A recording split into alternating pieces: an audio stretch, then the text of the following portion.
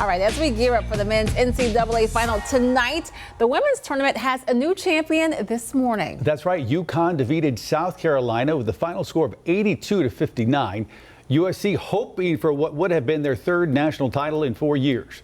But the Huskies dominated, winning their first national championship since 2016 and 12th title overall.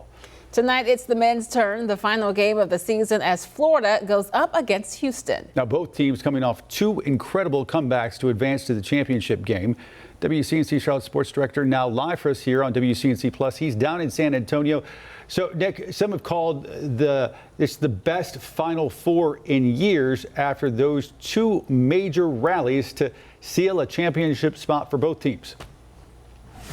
Yeah, I think what we had was a tournament devoid of a Cinderella, not really a huge upset or a deep run by one of those really high seeds that kind of comes out of nowhere. But what that has led to, Ben, is these big power programs, top-ranked teams, all landing in San Antonio this weekend between Duke, Houston, Auburn, and Florida, all #1 seeds. First time that's happened in the tournament since 2008, and that Final Four, oddly enough, was also here in San Antonio. So Florida and Houston are the 1 seeds that beat the other 1 seeds to move on to tonight's championship game, as you said, in comeback fashion, epic comeback fashion for Houston. We're going to spend this half hour on the Cougars, next half hour on the Gators. We heard from the coaches last hour. Now we're going to hear from the players. The players on Houston are deeply and keenly aware of Houston's Final Four history. Back in the 80s, they had this star-studded team that was nicknamed Phi Slamma Jamma. They got to the national final 2 years in a row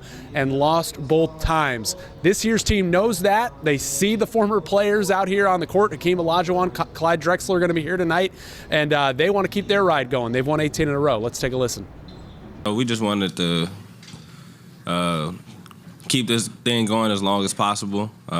You know, everything comes to an end, but why not go out there and try to get to the last game? So it definitely means a lot to be able to continue putting this jersey on and playing with our brothers. So, you know, I'm enjoying it and just living in the moment.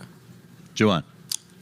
Basically what he said, you know, having an opportunity to wear this jersey one more time, you know, having one more film session, one more team meal, one more bus ride, and I feel like us getting to the last game, you know, we might as well just go out on a good note. We'll take 2 in the back and on the left, starting with 40. J1's Pat. You know, I love hearing comments like that from these players because college sports has changed so much with NIL and the infusion of big money for these players. But the players who get to this point, guys, are the ones who care. Like those guys care. And they love their teammates, they love their coaches, they love their fans, and that's why they're in this position. Should be a great game tonight. We'll talk about the Gators coming up next half hour, including got a guy on their roster from right there in the Charlotte area from Lake Norman. We're going to talk about him too.